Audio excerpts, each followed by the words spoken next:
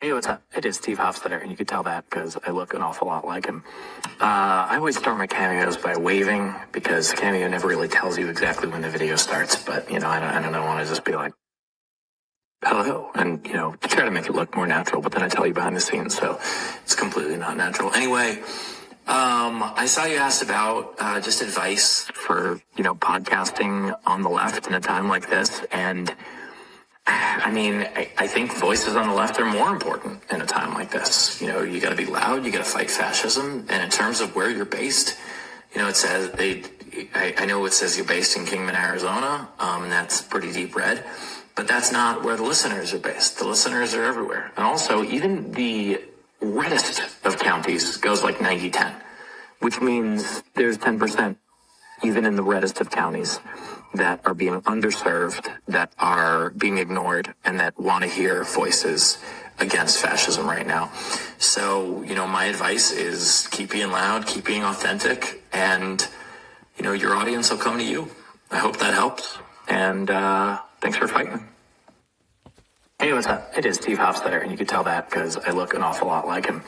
I always start my cameos by waving because the cameo never really tells you exactly when the video starts, but, I don't want to just be like, hello, and, try to make it look more natural, but then I tell you behind the scenes, so it's completely not natural. Anyway, I saw you asked about just advice for, podcasting on the left in a time like this, and I think voices on the left are more important in a time like this. You got to be loud, you got to fight fascism, and in terms of where you're based, it says I know it says you're based in Kingman, Arizona, and that's pretty deep red, but that's not where the listeners are based. The listeners are everywhere. And also, even the reddest of counties goes like 90-10, which means there's 10%, even in the reddest of counties, that are being underserved, that are being ignored, and that want to hear voices against fascism right now.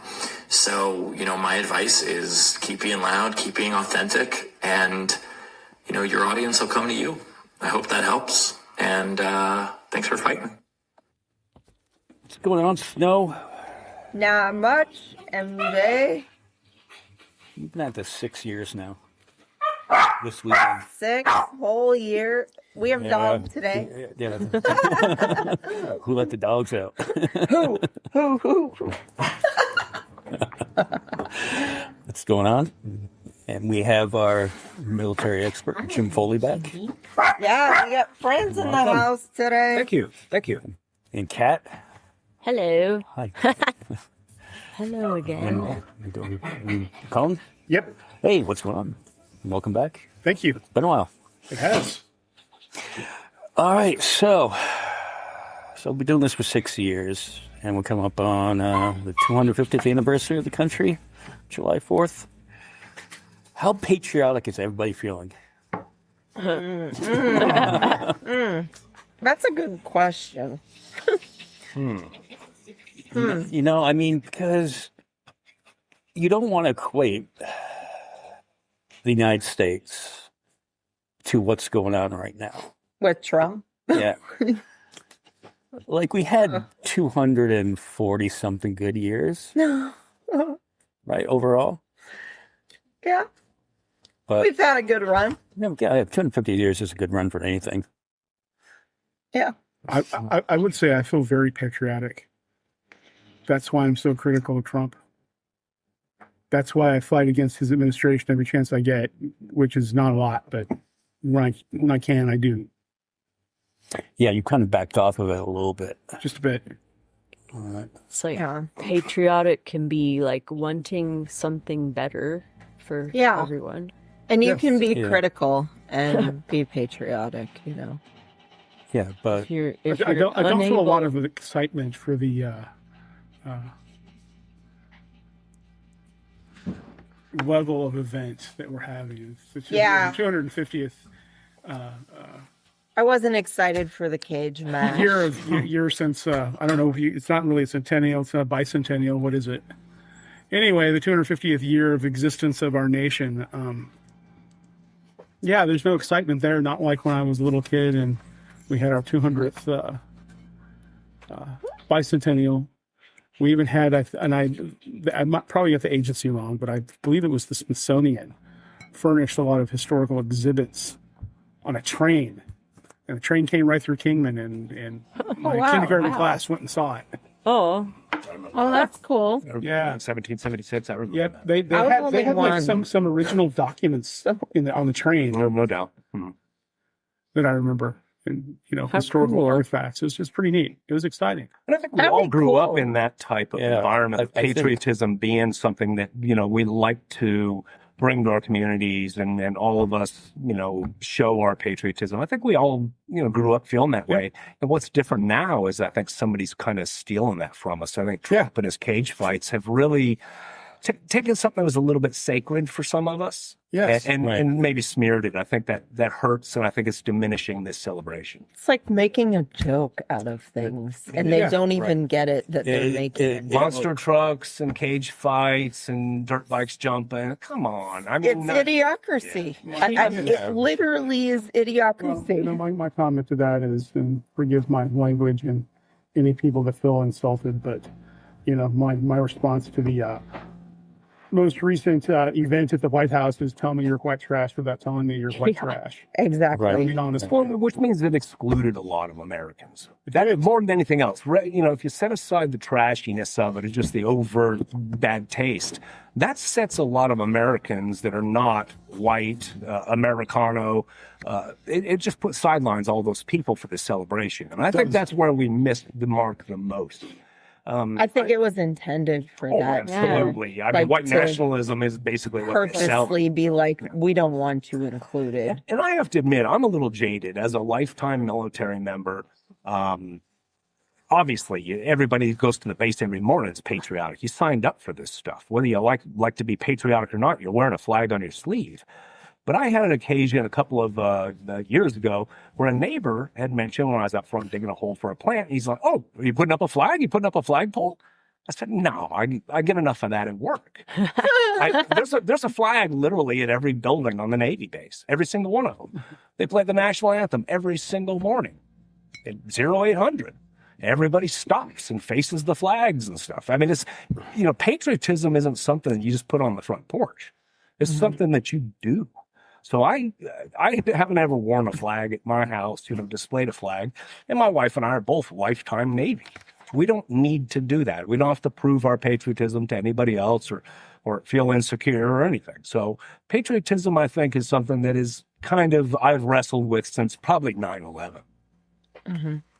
If you're unable to question or want better for your country, it's not patriotism, it's nationalism, and those are very different. Yeah, and then you isolate half the country when you have that one idiot after the fight gets up there. Michelle Obama's a man, am I right? So dumb. What a loser. I've been enjoying all the pictures of them zooming in on his crotch and being like, neither are you, apparently. You look like you have a camel toe right there. A big old giant fucking camel toe. It's not flattering at all. Good God, guy. Yeah. I was taught patriotism quite extensively growing up. And I always harken back to the three biggest influences I had. My grandfather, my dad, and my parents. Let's just say my parents, and my grandparents. But it was my grandfather, my dad, and my scoutmaster. I was in Troop 28 here in Kingman. I won't mention our scoutmaster's name, so I don't know what his family would think about that. But he was a great man. He was a World War II veteran. He fought in Italy.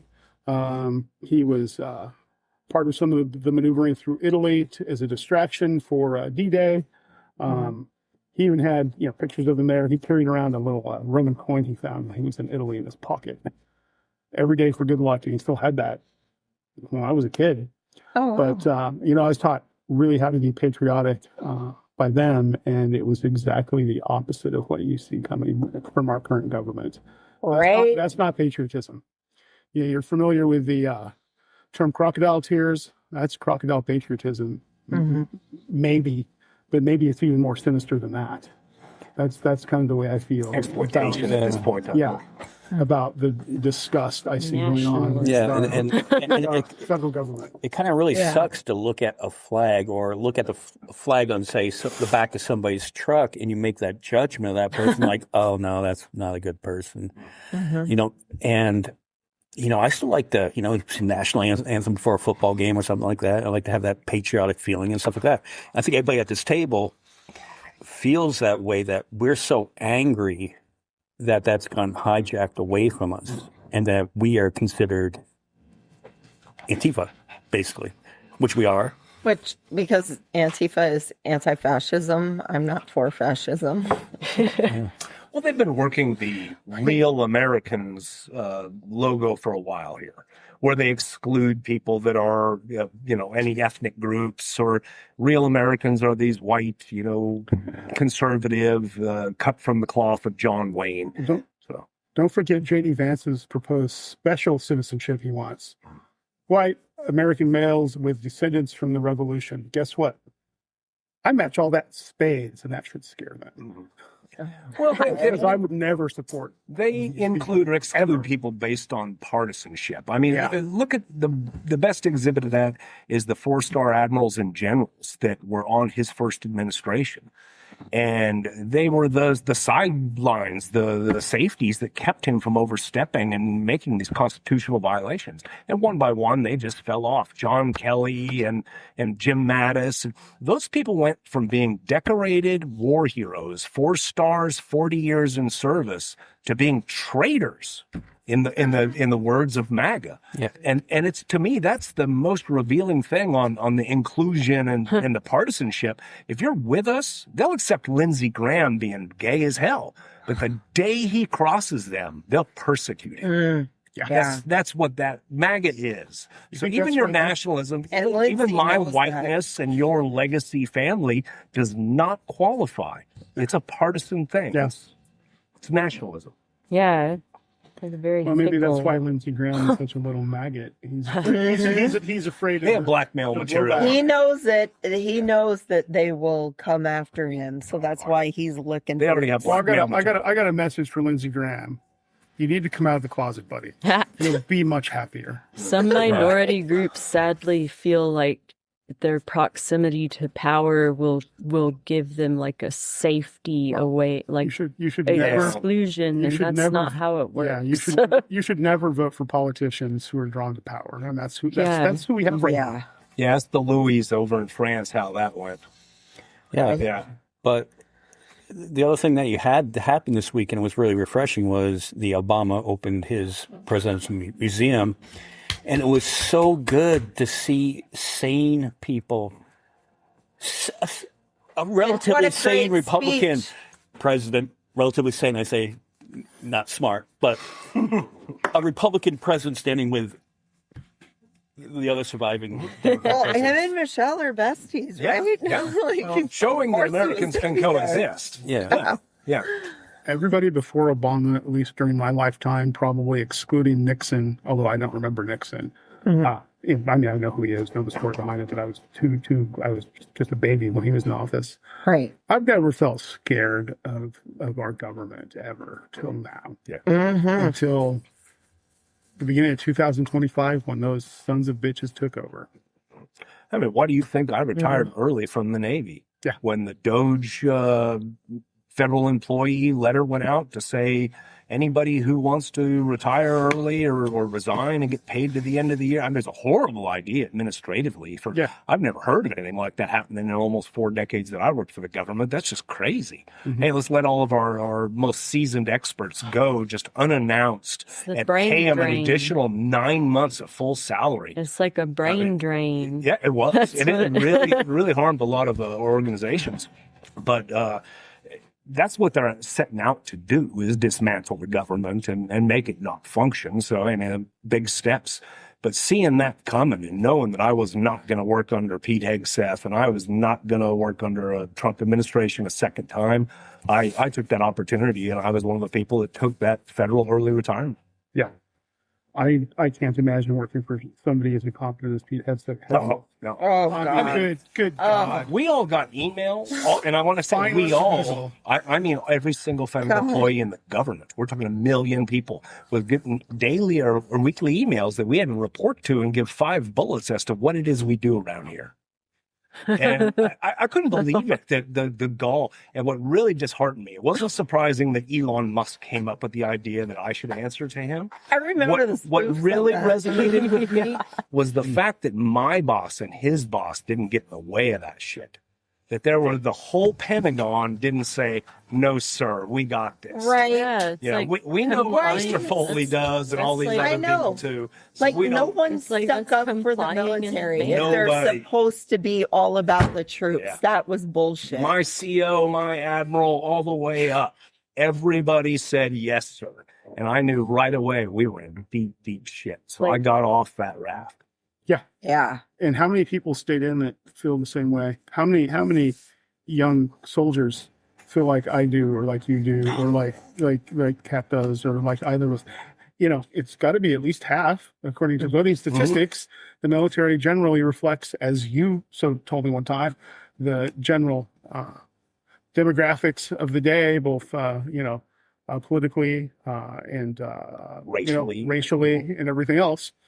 So if you've got this subset of our military that feels that way, how do you think they feel about serving for somebody like that that's asking you to go die in Iraq? Or I'm sorry, not Iraq, but Well, Iran. with his overt white nationalism Yeah. too. Yeah. Well, and And how many evangelical side of it, like they're like Hegseth literally thinks it's like an apocalypse that he's trying to make happen. They just Like, erase there's a like- whole, that shit. a whole section of people in high positions of power trying to make the apocalypse happen.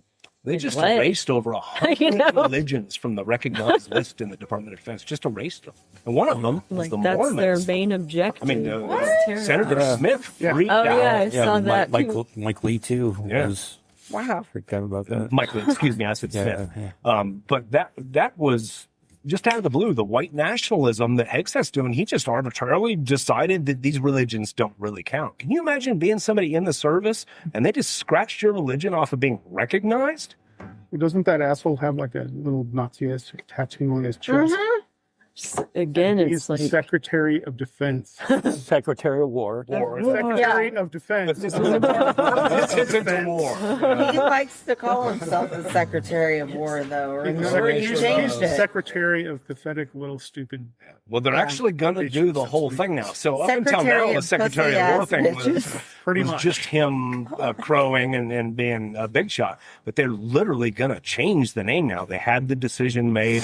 They're making the move to do that. So they're going to change the whole Department of Defense, all the letterhead, everything to the Department of War now. And how much is that going to cost? Oh, like tens and tens of This millions, is such hundreds of fucking millions. bullshit. Yeah. We never have any money for, like, I don't know, for universal health care to pay out college debt, but we have money for bullshit like this in a reflecting pool and giving Iran even more money than the original fucking deal. Where are we getting all this money from? Do they have money trees?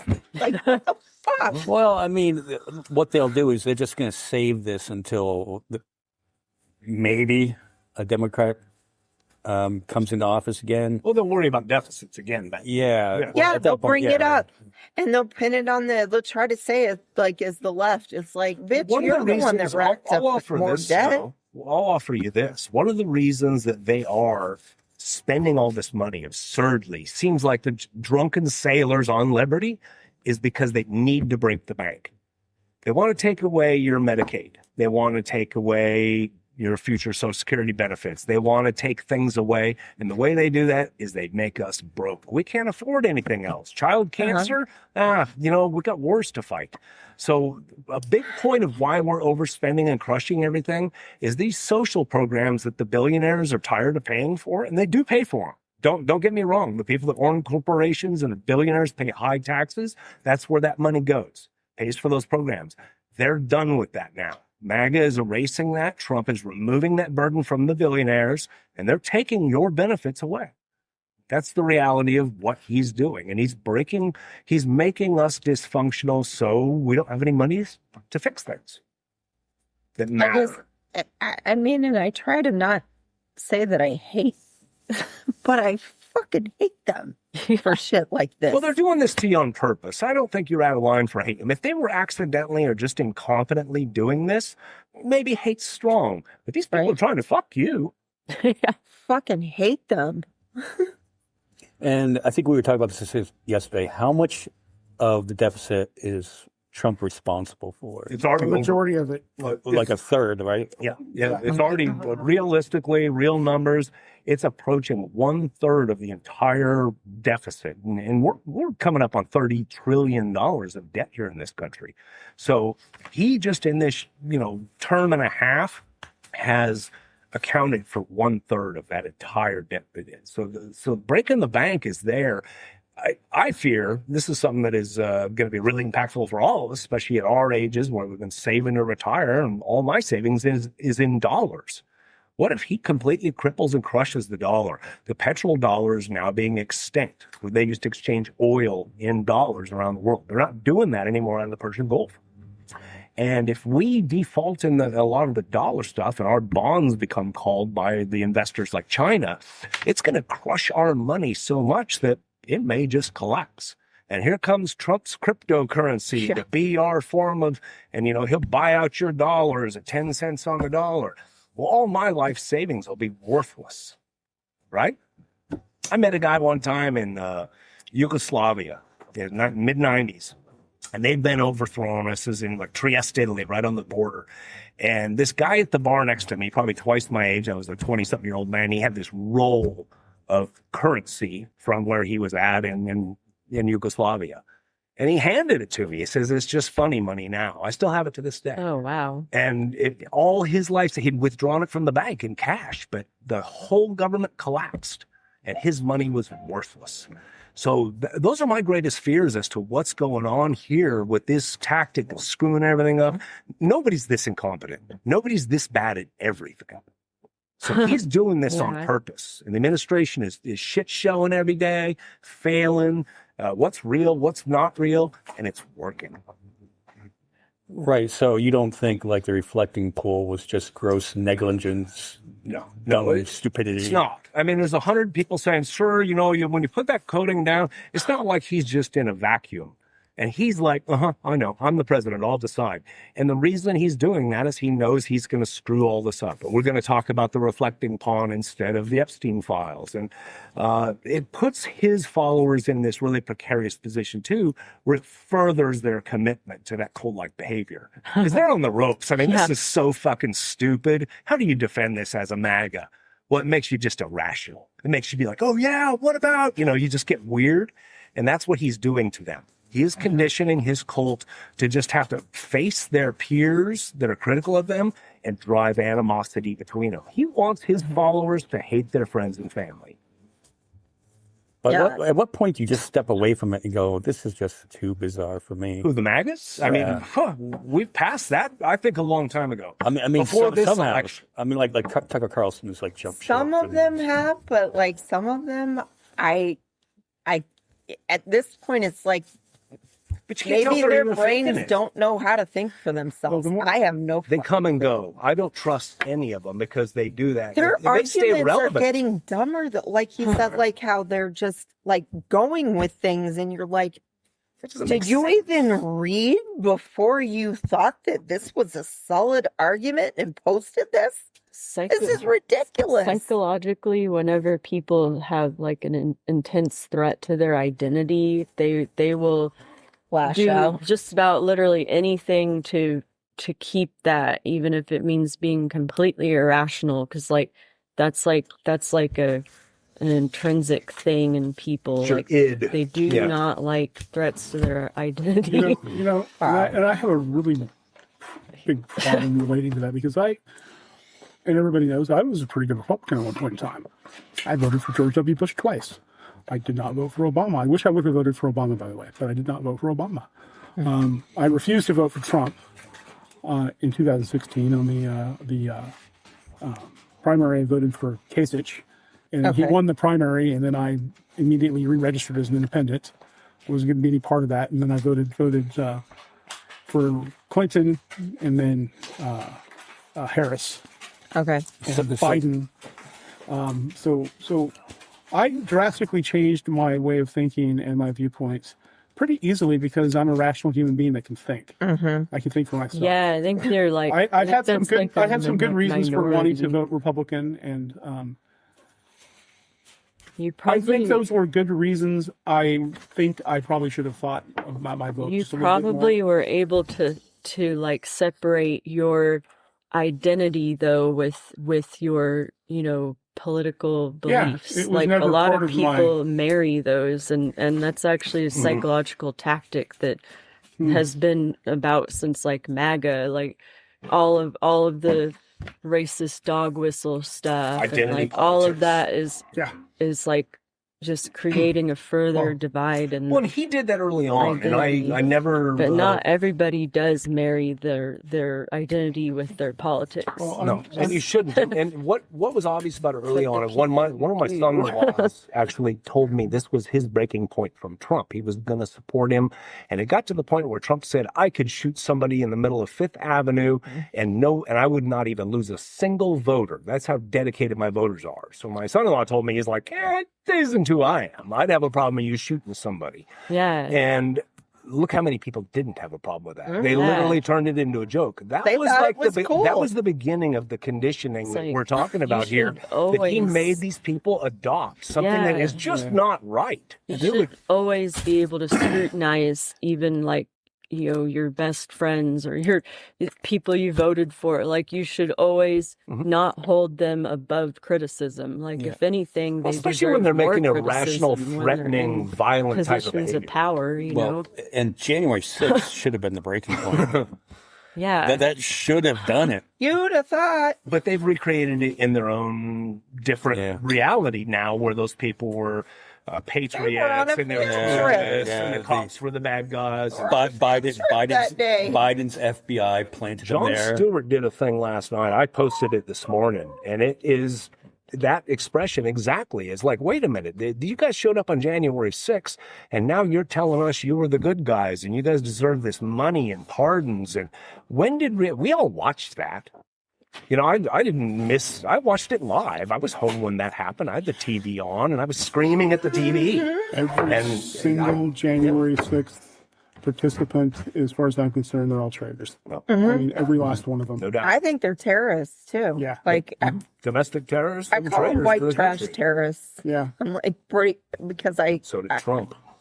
He was surprised to find out that all of his followers were really scumbags. He was like, who didn't tell him that all these like scroungy beard Confederate flag weirdos and sister humpers and shit, you didn't know that was MAGA?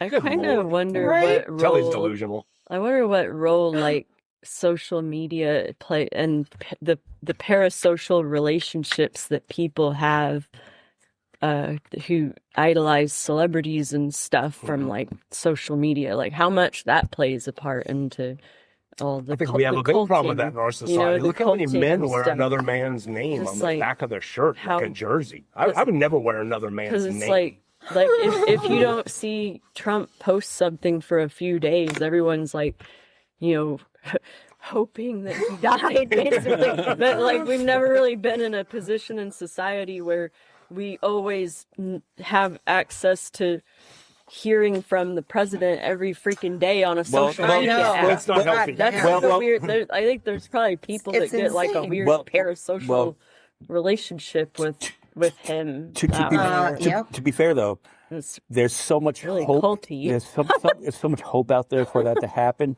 and he's in such bad shape. If you didn't hear from him a day, it's plausible. Yeah. It's plausible. Well, especially because they're really covering it up too. Yeah. All the makeup on the hand and the slurring words, and them saying, "Oh, he's going to live to be 184, and he's the most healthy." The really weird, like He North passes Korea every thing. single Like test. we're not Yeah. used to knowing what a giraffe is. everybody's business all the time at any given moment, like we are now in the social media culture, and we definitely aren't used to that with our like government. Well, he's It's been kind running and negotiating a war. of a whole that way. different like climate for this to be happening. We wake up in the morning And we hear J.D. Vance or one of his surrogates that are negotiating this peace deal with Iran, supposedly, and they'll say, here's where we're at, and here's the framework. And 10 minutes later, Trump on Truth Social will completely blow that shit up and say the complete opposite. And anybody that's saying that's an idiot. I mean, it's so weird. It's like clockwork, though. It's like 6 a.m. War's over. 10 a.m. negotiations are going good. 12 a.m. or 12 p.m. we're going to blow the shit out of them. Yeah. 2 a.m. or 2 p.m. we have a deal. Yeah. We fell in love. It's like people This meld. isn't normal at all. I think like This isn't people normal. meld their identity to him partially because like they see him as a relatable character. Like that. I don't know why. He's Like they think I've never met that- anybody like that in my he's life. Like He's painted one of orange. them Start or with his something. painted orange. They need to Like- watch the freaking Apprentice, the movie. He's not a real person. How Yeah, do you it's guys really- relate it's to really this worked. guy? Well, he does not appear to me to be fully self-actualized as a human being, No. and I don't think he No. ever has been.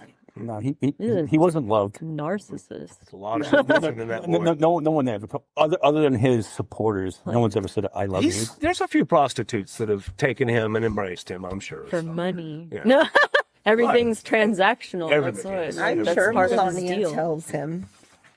But just for him to get us There's nothing involved going in on, this, but she probably says it. to get us involved in Iran, to make that like singular decision, everybody around him was saying, hey, this is going to happen with, the Straits of Hormuz. And that's known to everybody. I mean, I've been through the Strait of Hormuz a dozen times on Navy ships is what I did. But anybody that was even close to it or saw a map or something knows this. And how did they get all the way through the Pentagon and somebody not go, hey, when you can stand on the ship and see both Iran and Oman? You can see dirt on both sides. When you're in the Navy, that's death. Everybody knows that.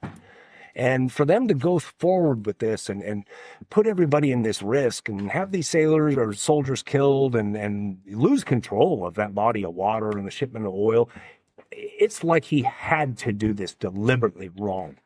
This wasn't just a mistake. This was getting us involved in something deliberately, whatever the motive was, distract from Epstein, cancel the elections in 2026. Whatever the motive is. Or blackmail from Bibi. Yeah, Definitely you that. think there's something going on there's with Israel involved? I think AIPAC owns our government. That's what I think, and I'm just about sick of it. I'm sick. I've always tried to tread lightly on the Israeli talk because I always felt like we should be friendly to Israel. I don't anymore. The Israeli government is taking advantage of our There you friendship. go. bad. No, If the Dems get in power, they need to cut off Israel. You can, They need to. you can support Jewish people, Yes. but be critical of their government. Yeah. Yeah. Let me tell you a personal story. I was supporting a group, engineering and logistics group in Tel Aviv, Israel. And I was one of the military experts that would provide engineering to their engineers, in person, and they would grow from that and be stronger as our ally. So I did this on several occasions. On this particular occasion, we were taken to Jerusalem for a tourism thing on the weekend, and they took us through the West Wall Tunnel, and this had just been discovered. I'd been to Jerusalem several times, but in this case, they just opened this exhibit, and they had the director of it. We had some high-level delegates in our thing, so we rated all this added influence to it. And we walked all the way through it. It was a great tour. It was great education. It comes out on the Arab quarter in that city. And we pop out in basically a bazaar, a marketplace, and they had us dressed in these white polo shirts with flags on them, with Israeli and American flags crisscrossed to show nobody wears white shirts in Israel. We were probably the only group of maybe 20, 30 people in all of Israel wearing white shirts. And we really stood out. We really looked like Americans. We had these military haircuts and stuff. And they parade us down. This is right after Netanyahu had come to the States and shit-talked American foreign policy during the Obama administration, like a month later. So all the Arabs are taking photographs of us as we walk through, hundreds of them literally photographing our faces. which is not something I particularly wanted. My face, white shirt, American diplomatic, Department of Defense. I didn't want to be singled out like that, especially because a guy named James Foley just got his head cut off a year earlier over there. So I have kind of a relationship with the Israelis where I feel like they've betrayed me on a very personal level. Yeah. And when I came home, I debriefed with NCIS and, but I was furious about it. And I never did another support trip for that particular foreign military sales. I never supported Israel again. Like, very exploitative. Very. And put us in personal danger, put our families in danger. I really felt betrayed by the Israelis. Do you think that was their goal? Probably. It was to show the Arabs that they still had this solid relationship with America, even though Bibi had gone over and blown that relationship up just recently. So that was why. That's why they were using us that way, as they wanted everybody to see, see the Americans and us, we're friends, see? Thank you very much. Yeah, I just have, Middle Eastern politics is just so, well, it's been a problem our entire lives. It's been a problem my entire life. But, it was honestly the fight between the U.S. and Iran has been coming since 1979. Whether rightly or wrongly, whether we should or shouldn't have done the coup in the 50s, it's completely superfluous now. It's been coming my entire life. I'm not surprised we're at war with Iran. Trump was I wish we had somebody that was intelligent in charge of it. We don't. I don't think Israel let us out of it. Yeah, I don't think Israel will let us out of it. And quite honestly, my solution to the whole thing, my pie in the sky solution, if I had absolute power, would be, détente with Iran, figure that out immediately. They don't get nukes, but we give them all something they've dreamed about in return. They don't get Hezbollah, Hamas, or the Houthis. They've got to go away as well. But, recognize Palestine. Kick every settler out of the West Bank. And I'm not sure what to do about Gaza because that's gone. It's gone. It's obliterated. And tell Israel if they don't capitulate that they are going to find themselves allyless forever and shut the goddamn door on them. Do you think because Israel's I'm tired of our national wealth, our military, our young people in the military, being put up as fodder and negotiating tokens with what's going on in the Middle East. The Middle East has not been peaceful since colonialism. And I think you speak for most Americans. Before this war happened, that was a big part of his election. He was no more wars. I saw people saying it on news. I heard people saying it to me on Facebook. I'm voting for the no wars president. And that's where a lot of people are disheartened about this war. Not just the execution of how poorly this is going. This is the only time in my lifetime I can remember there's no news. Nothing. You can turn on the news. You don't know nothing about what's going on in that war other than what Trump's telling you on Truth Social. There's no reporters embedded over there with no troops on the carriers and stuff. So they're keeping the information from the American people on this. And I'll bet there's a hell of a lot more than 13 that died. I don't know. You don't know. But. Yeah, I don't know. And that's a hard secret to keep. Because, if you kill one of my shipmates, we're not on board keeping that secret. If guys are dying on board ship, the sailors will be talking about it. So I don't know about that. But I know the casualty count is significantly higher than what the general public knows. And we're talking people missing limbs and shit. These are big injuries. These are people's lives that are changed, families that are changed forever. And we're not embracing these war veterans. Before, every war that I served in and all the wars I remember, conflicts, as a child watching the news, we were engaged as Americans because we were supporting our troops. We were making sure, there's fallen, and we want to be there for those families. And that isn't happening this time. And I'm not sure why. I mean, what are we covering up? Really? Right. Because like Afghanistan, it was about a reaction to 9/11. But when there was casualties, they would report it because they would want you to stay angry and support the troops. Well, there wasn't any effort to try to conceal it. I mean, to try to conceal wounded soldiers or deaths. I mean, you got to wonder, you're doing something illegal almost. That really oversteps politics. Or, I mean, policy says this. Anybody that's ever worked for government at county, state, federal level, everything you're supposed to do is written down. There is nothing you're ever going to encounter in your lifetime that hasn't already been structured. Well, I guarantee it. How about that plane that they shot down behind enemy lines, and they said they went in and rescued him, but how come they didn't bring that pilot out for a press conference? We don't know anything about them. Yeah. We don't know their names. We don't know what normally we prop those people up and make sure that they feel like they're not just like, oh, you failed, you got shot down, you jerk. Or, we want to make sure that we're taking care of. This isn't about the administration. This is about supporting our troops. And this is the first time the American people are being withheld from that support role. And it matters to the man. If you're one of the families in Norfolk and San Diego, and you've got to listen to the news and the absence of information and the turmoil around this war, that is eating that community alive. Those wives, mothers, those poor people are having the worst of it right now. I had a client whose son is over there in Iran, and she said that her son said they're not feeding them enough. They're not sending enough food to feed the troops, and when they get too malnourished, they're sending them back. So it's like a bunch of waste, just the whole waste in all directions, and just unethical and just stupid. Yeah. And where's like those campaigns on? you see in other wars, like the people would come up with these care packages, and you would gather stuff and send it over there. We're not doing that. Yeah, and the press is not allowed to be given information for us to generate that support role. And that's what I'm talking about. I'm not being critical of how the war is being executed. I'm talking about why is that missing this time, where we Americans make sure our troops know that we got your back, man. You guys get out there. We're taking care of your families. All that stuff has to happen. This is the only time in my memory this hasn't happened. And that bothers me because I've been one of those families. I've been the sailor at sea in the war zone. I've been the husband at home where my wife, my sailor, was out at sea in a war zone. I know what that dynamic is. And why are we leaving these people out there on their own this time? It's terrible. Yeah, and that's why, we coming up on this, Freedom 250. And, not really feeling proud of the United States. I think it's at all-time low. Right. We all still love it. The pride, I'd like to put it that way. The pride is what is tarnished right now. Yeah, and it's not to say that we do not support each and every troop over there. Mm-hmm.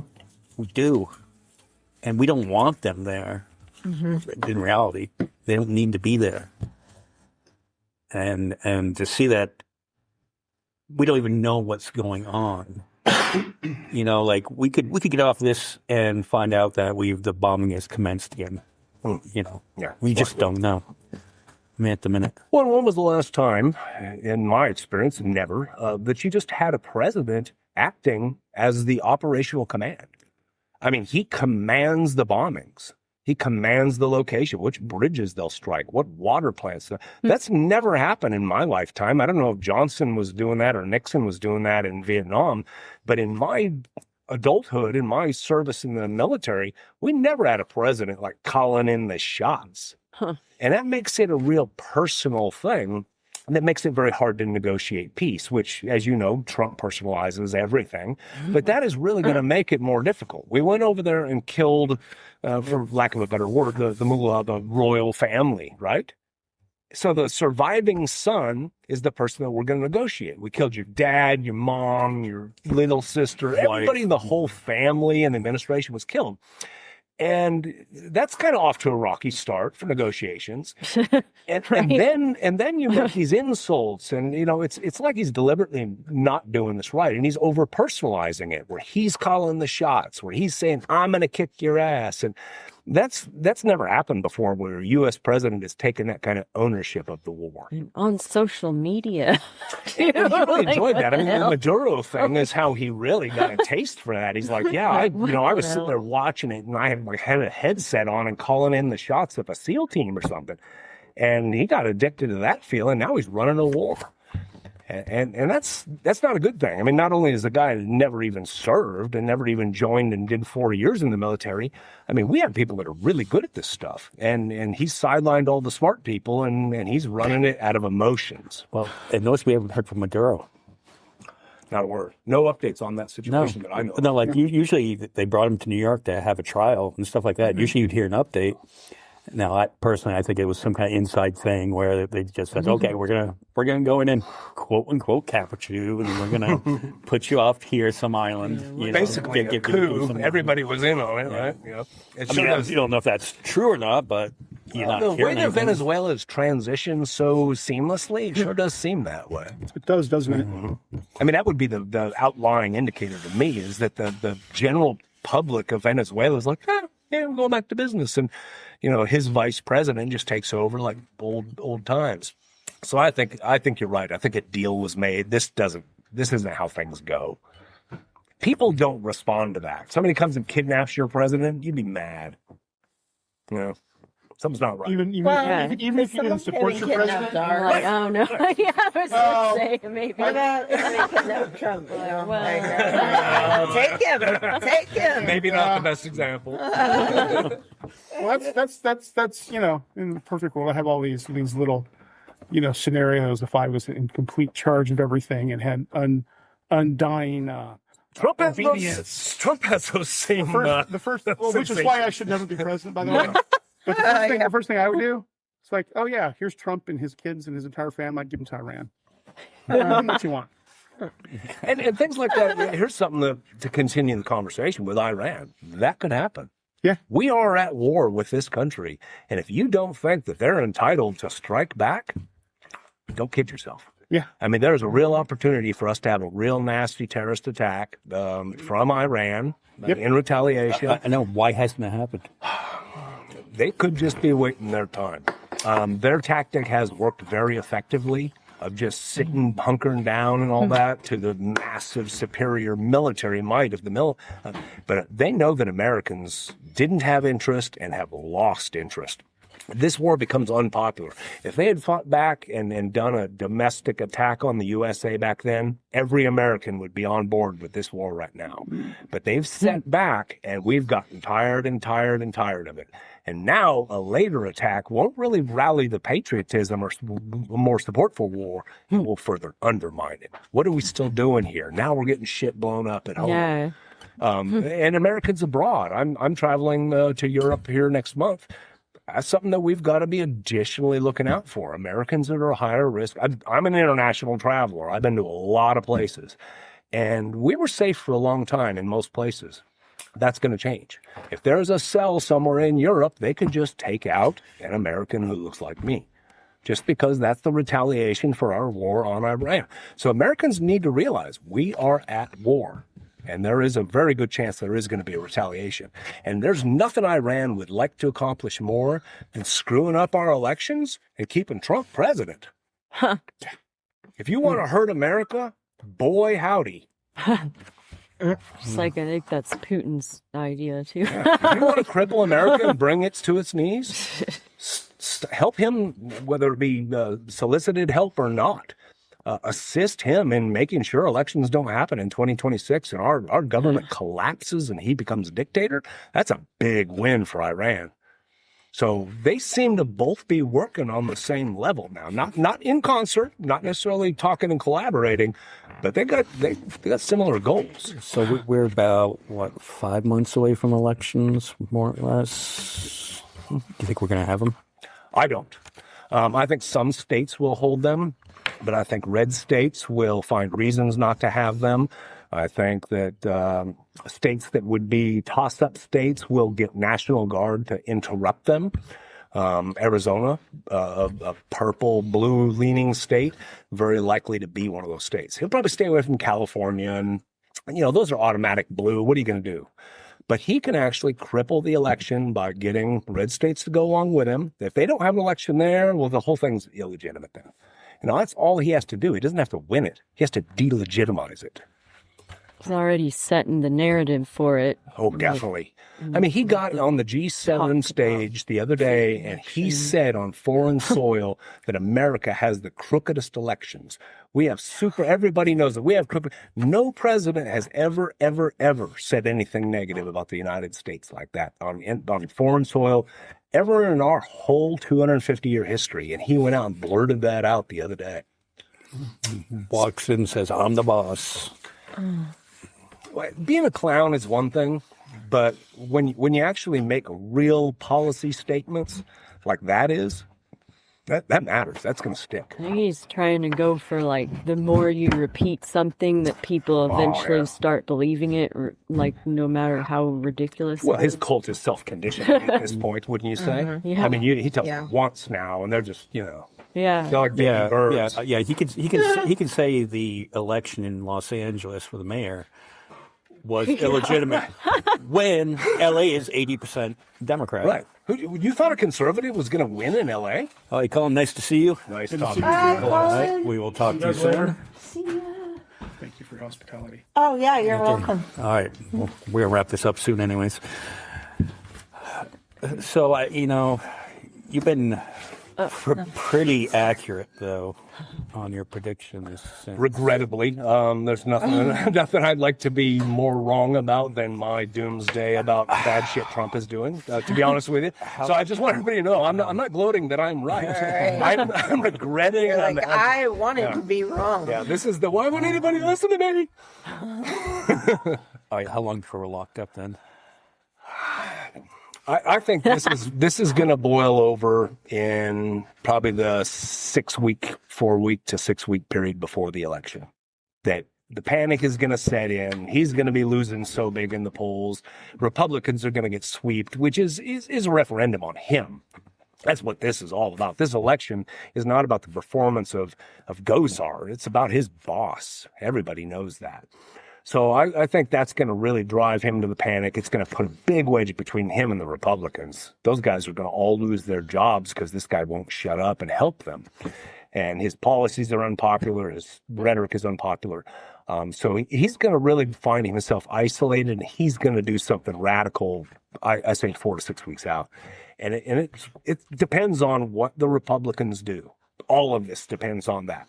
What the Republicans in Congress currently, John Thune, Mike Johnson, who we can't rely on, but those people are going to have to do something because this guy is going to start a civil war. Otherwise, they have the power to do it. They currently have the power to do it. All they got to do is, and 10 people said yes to an impeachment, it would pass. That's it. 10 Republicans. I think it's 8 actually or something. So it's literally just a small number. And the thing is, you don't have to really worry about the votes. What you got to get is the information on the floor. I don't know if you watched any of his impeachment hearings on the last time, but if you did, that was some really damning stuff. And these things will be heard by the American people, and it won't matter if it ever makes it to the trial in the Senate. People are going to hear what he's done, and it's going to be damning. I mean, his support is already at what? Sub 30? He's like 27% approval rating or something. This is crazy. I mean, what's he going to do? So if he loses that support, that's the only thing that can help us is the Republicans and or the military. And he's gutted the military leadership, so I don't know if that's there to resist anymore. Right. Do you think there's anybody left? Because last time it seemed like he was going to use a nuke, and they stopped at the last second because someone refused to give him the code. Do you think there's any guardrail left to say if he decides to do that tonight? Praying that the Joint Chiefs are there. That's the SecDef isn't going to be a factor in that decision. He's going to do whatever the president says. Well, he's at NASCAR race today, so yeah, there you go. Thankfully, doing something constructive. But I don't know General Kane. I don't know any of the people currently serving on the Joint Chiefs. I knew some of them, but he discharged them. He came in and he threw those people off. So I can't speak for their character but in my experience in the military, I don't really think I ever met a flag officer that was just some sort of, anti-American shitbag. So I don't know where he's picking people up to do his deeds. Because, you got a constitution and we all took an oath, and he's standing on the other side of that for sure. So I like to think the military leadership is going to be there for us, that they haven't lost their souls. But it's really gonna take the Republican Party just finally saying, "Geez, we've got to save ourselves from this guy. He's going to take everybody down with it." Well, you think they want to hold on to their job? Yeah, or their dignity, or their freedom and their lives, because you know what, you're pushing legal limits, and also the populace is going to get fed up enough with this. I mean, the threats that they get from their own constituents. I'm not talking about an uprising of radical liberals. I mean, any one of those step out of line, them and their families get MAGA death threats. Yeah. I mean, these people constantly get judges, prosecutors, congressmen. Those people are ruthless. They've broken into Nancy Pelosi's house and beat her husband damn near to death with a hammer. These people are really fucking crazy. So these congressmen are in real jeopardy. Senator Schiff, then Congressman Schiff, during the second impeachment of Trump, his closing remarks during that impeachment were exactly that. He says, I know some of you have confided in me that you are under duress, that your families have experienced this, and you have to show the moral courage to stand up to this. They failed that. They have not. They've submitted to that. Everybody that was weak has resigned or gotten off. Everybody that was on the wrong side, like Liz Cheney or any of the other board members, gone. Ostracized from politics. So there's still one lockstep. And I think that's the only thing that's holding his power is the Republican Congress. If they would break ranks, I mean, yes, the Supreme Court's doing his bidding, but Congress has power. Article 1 of our Constitution. They can shut him down tomorrow. They could hold an impeachment hearing today. He could be done. We could have the 25th Amendment. J.D. Vance could say, I'm not going to let this son of a bitch burn me down with him and use me up and throw me under the bus. And him and the cabinet could exercise the 25th. So we have ways out of this, but the Republican Party is the only one that can do that. I'd like to be a fly in the room, on the wall of one of these rooms, because they must talk about it. They have to. Oh, of course, yeah. I mean, the press is talking about it, so they got to talk about what the press is talking about. So, yes, they're having those conversations. Now, when he selected his cabinet, it was with this in mind. His people are so sycophantic, and they're also independently wealthy, so they don't need the job or anything else. And that wasn't by fault, and I'm sure that he had direct conversations with them when he was going to appoint him. I'm your boss, I'm going to do things, and you're going to go with me or you're not.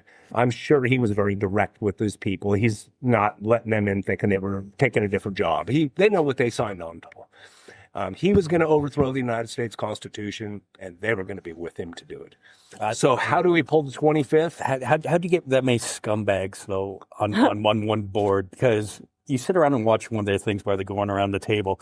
There's never been leadership like you, sir. And blah, blah, blah. I've never seen it. Sycophantic, yeah. Just ass kissing all the way around. And it's gross to everybody. Nobody likes that. Nobody. I know. Trump's there looking like Jabba the Hutt. Just, and blacking out. That is really unflattering. We're going to end it on this, though. It's time to get rid of the Sleepy Joe term. Sleepy Dawn. Sleepy Dawn. Drowsy Dawn. Drowsy Dawn. That's a good one. Yeah, dementia. Demented Dawn. Have you ever, if Biden fell asleep once at the G7 conference, he would have been done for. Or shit his pants. Or, whatever. All right. On that note, we'll have to wrap this one up this week. Bye, y'all. Snow, I just want to say it's been a pleasure doing this with you for 6 years. Oh, yes. With you, too. Yes. Man, it's our therapy. One thing that keeps us going. Keeping us sane in Kingman. All right, Jim, thank you. Kat, thank you. Always a pleasure. Thank you. All right, and we'll talk to you later. Bye.